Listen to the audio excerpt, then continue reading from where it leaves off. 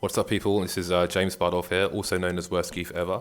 I'm doing a new series which is for tournament organisers. It's for people who are not tournament organisers as well, or people who want to be.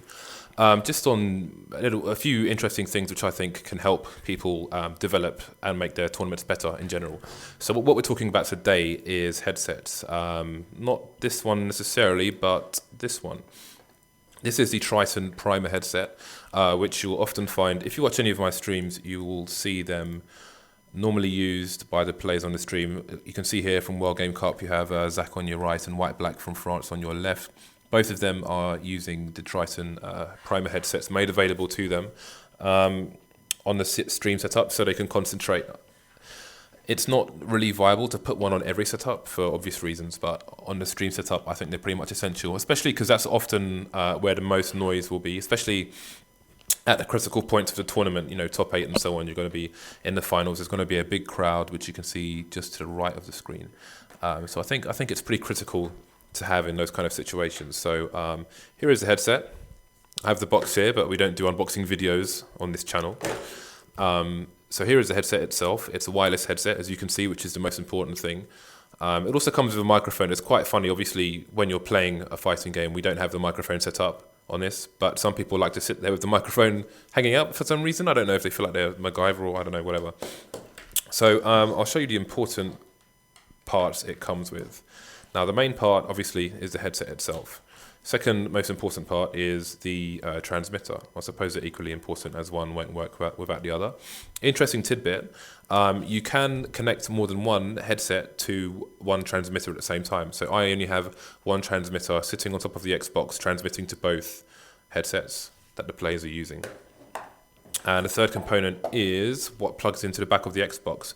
This doesn't have to be just for Xbox though. You can use this for PlayStation or any other console, essentially. All you need to do is, this is not the important part, this is the important part, which is phono into 3.5mm jack. The 3.5mm jack, which is a standard headphone jack if you're not familiar with that term, goes in the back of the transmitter here. So, for example, if you don't, obviously you can't use this with a PS3, but if you have a component amplifier such as this, then you can plug, you can see the top two rows are phono, left and right audio. So you can plug this device into that and get your sound data into your splitter. So there's one other part, there's a USB cable somewhere, which is not here. Okay, so it has one other part, which is a standard mini USB into USB. So on an Xbox, for example, if you have, say, an older white Xbox, at the back of the Xbox, where the network cable is, there's also a third USB plug. So that's where it gets its power from. So you can plug it into that, or if you have, say, a power adapter into mini USB, you can plug it straight into that. So if you're on PlayStation or something, another console where you don't have a spare USB or any at all, again, you can still use it. You just need to find a power source from somewhere else. So, yeah, if we have a look at the headset, we can see over here it has a little panel which has two batteries. Thank you, Energizer, for these batteries, Energizer Lithium. So you have your batteries over there. They last a very long time. Like if you're bearing in mind, we have these, you know, your typical tournament, these are gonna be on for maybe 12 hours a day, 8 to 12 hours a day, I'd say. They also seem to go on standby automatically when they're not being used. I don't know how they know how to do that, but all you have to do is roll the volume up and then away you go. Pretty simple. So these are critical, I think, for people to use on your stream setup. So I think you should really invest in some of these if you haven't already. Again, you can see them on any major stream. I don't use them at the weeklies purely because the weekly tournaments for me, because I have to bring all my equipment in a suitcase every single time, which used to be twice a week until last week. It's once a week. You want to have like a splash and dash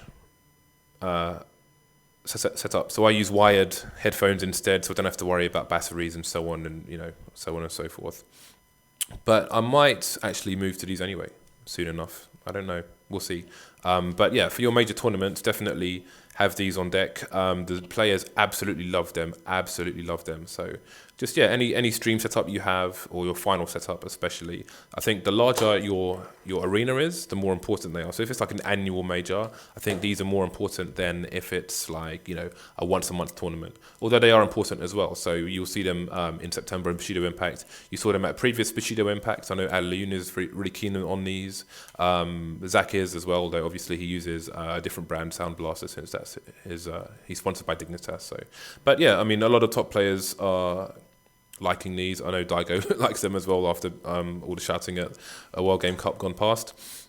So it helps you really hear the game sound. You'll find quite often when you're on a stage, like if you're on a stage here, the speakers will be behind you here, pointing at the crowd. And as a player, that isn't ideal. You don't want while it's loud, it's still kind of background noise. You want it right here, and you want to block out people shouting, be shouting ultra or whatever. So I think these are quite important.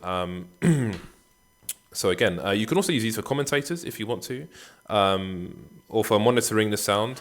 I think one thing, actually, rather than commentary, because it's a wireless microphone, and that would be where it wouldn't work on this, but for people monitoring sound, a lot of younger streamers they have their commentators set up with microphones, but they don't balance the microphones. It's important that if you have commentators talking, you have you'll see me on my stream with a headset on all the time.